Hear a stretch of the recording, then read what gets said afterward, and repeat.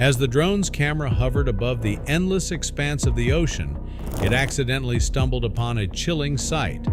Two people, their faces etched with exhaustion and desperation, clung to the remnants of a missing plane that had vanished without a trace 12 days ago. The drone operator frantically dialed the Coast Guard, praying they could reach the stranded souls before it was too late. But what the Coast Guard said next was something that he didn't expect. But before we start our story, smash the like button, make sure to subscribe and hit the notifications bell so you won't miss any new stories. Jason was left speechless. He stood there, still holding his phone to his ear, listening to the beep that told him the Coast Guard had ended the call. What? He couldn't believe this. This had to be an error. He was determined to get help, and he decided to try again. He dialed the same number as he had just minutes before and waited for someone to answer his call. Surely they would pick up the phone, right? It would be scandalous if they didn't. They were the Coast Guard after all. They could not just ignore this. Jason was relieved when he heard the click, meaning that someone picked up, and he was just about to tell them the whole story again when he was interrupted. "Sir, please stop calling this number. I have already told you that we cannot help you. We have no record of a missing plane in that area. I am going to hang up now and do not call us again." Jason couldn't believe what he was hearing, and before he even got the chance to argue, he heard the beeping sound again. He simply could not believe what was happening. There were two human, living beings stuck out there in the middle of the sea, and the Coast Guard did not want to help them. That was impossible. Jason scoffed, and he thought to himself, "I don't care what that woman said, I'm going to call them again." So that's what he did. However, this time nobody picked up. He dialed the number a couple of more times, but in the end, it even stopped going through. They must have blocked his number. Jason decided that this was unacceptable, and if the Coast Guard would not help those people, he would do it himself.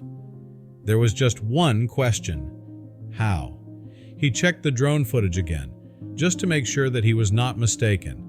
And sure enough, those people were still there. Jason circled his drone around them to get their attention and to let them know that help was on its way. As soon as they noticed the drone above them, they started yelling and waving their hands. At this moment, Jason regretted not buying the more expensive drone with a microphone and speaker. That way, he could have spoken to the two castaways. However, it was no use thinking of that now. He needed to deal with the situation as it was, and he realized that he needed to hurry. He didn't know how much time they had left. Needing a boat, he quickly flew his drone back to the coast where he was standing, and he packed it into its case. He needed to find a boat, and, preferably, someone who could handle one.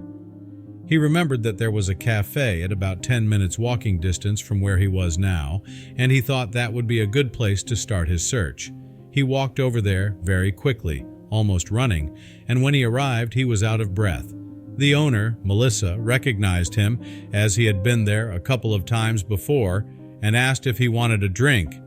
Jason, still panting, told her, "No, but I could use your help with something." Melissa gave him a glass of water on the house and waited for him to catch his breath. Jason told her about what he had seen on the drone footage and explained that he needed a boat to find those people and help them. When he was done talking, she just stared at him in silence for a few seconds, and then she nodded. "Okay, I see. Well, I don't have a boat, but I think my brother could help you out with that." "Mike!"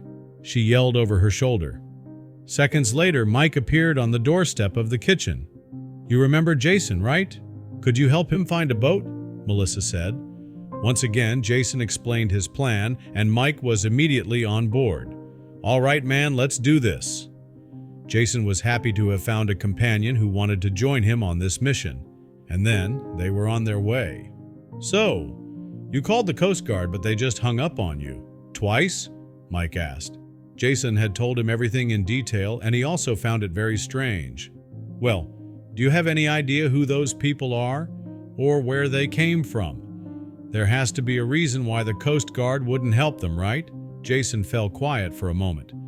"Honestly, I haven't actually thought about that." His mind had been consumed with saving the stranded individuals, leaving little room for reflection. He realized the only way to find answers was to act. Jason and Mike needed a boat. Mike made a few calls, and an hour later they were on the water. Mike took the wheel while Jason directed him toward the last known location of the castaways. Jason launched his drone to search for any signs of life. The urgency grew as they sped across the water. Jason, piloting the drone, scanned the vast ocean but found nothing. Despair began to set in. "What if we're too late? It's my fault. I should have acted sooner," Jason muttered, guilt weighing him down. Mike didn't let Jason's hope falter. "If they've survived this long, they can hold on a little longer. We can't give up now," he encouraged.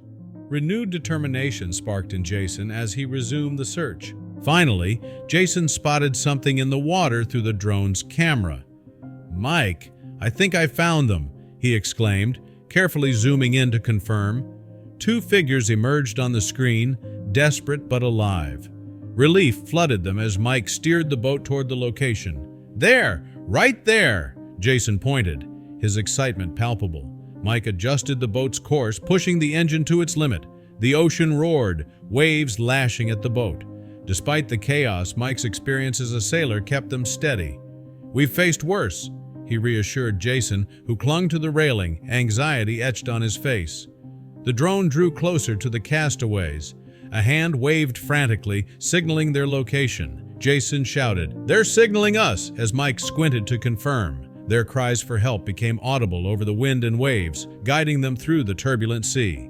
"Hold on, we're almost there," Jason shouted, his voice carrying across the water like a promise. Every second was a battle against nature, but they pressed on, driven by the hope of reaching the pair in time. Through the mist and spray, the figures became visible, two people clinging to life. "There they are!" Mike called out, his voice thick with relief. Jason fixed his gaze on the pair, every second feeling like an eternity as the boat closed the final gap. As the boat neared the castaways, the true toll of their ordeal became evident.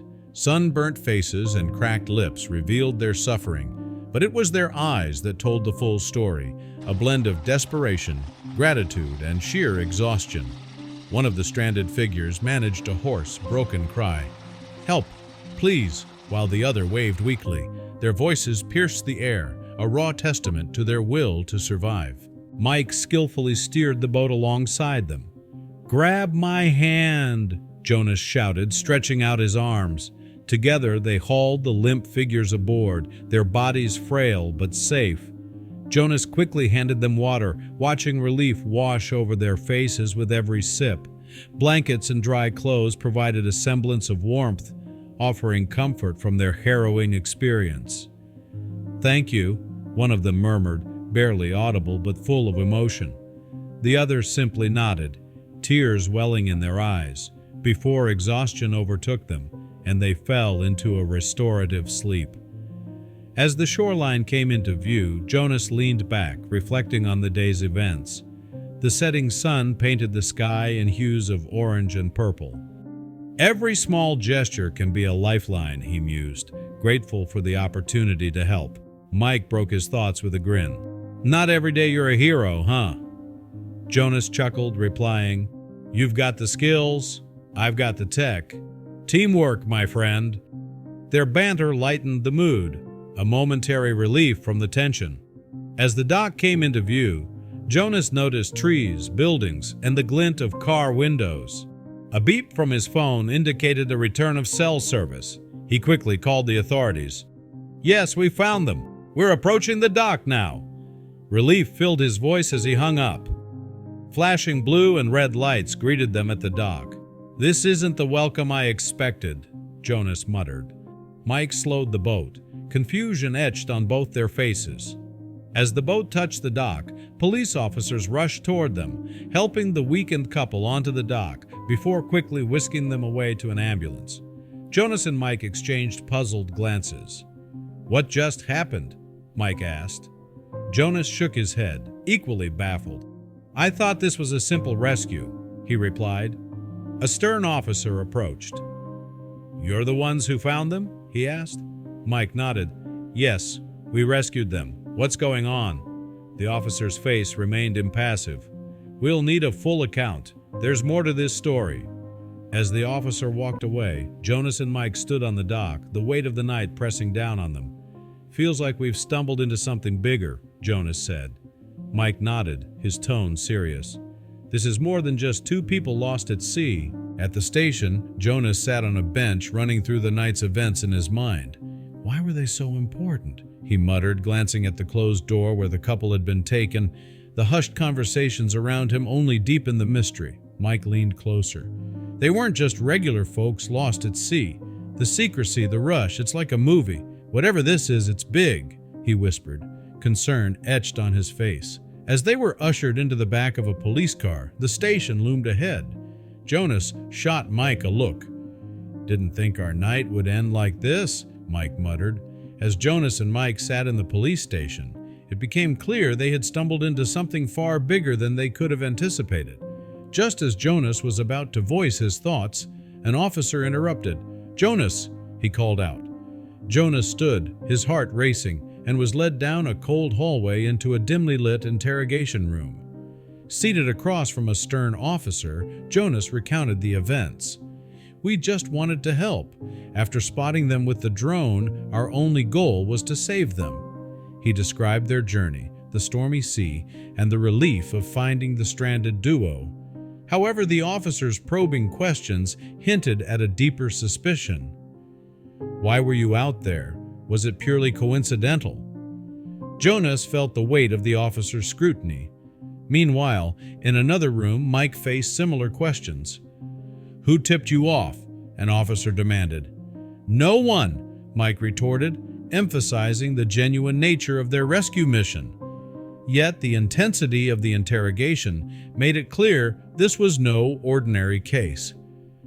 After hours of questioning, an officer with a more approachable demeanor entered Jonas's room. "Let's go over this again," he said. "Did you notice anything unusual?" Jonas racked his brain but struggled to find anything out of place until the officer revealed a startling connection. Placing photos on the table, he said, "These are the individuals you rescued." Jonas stared at the images of the man and woman they had pulled from the sea, now paired with criminal records and a list of charges. "They're fugitives," the officer explained, "convicted criminals who escaped custody by faking a plane crash." The realization hit Jonas hard.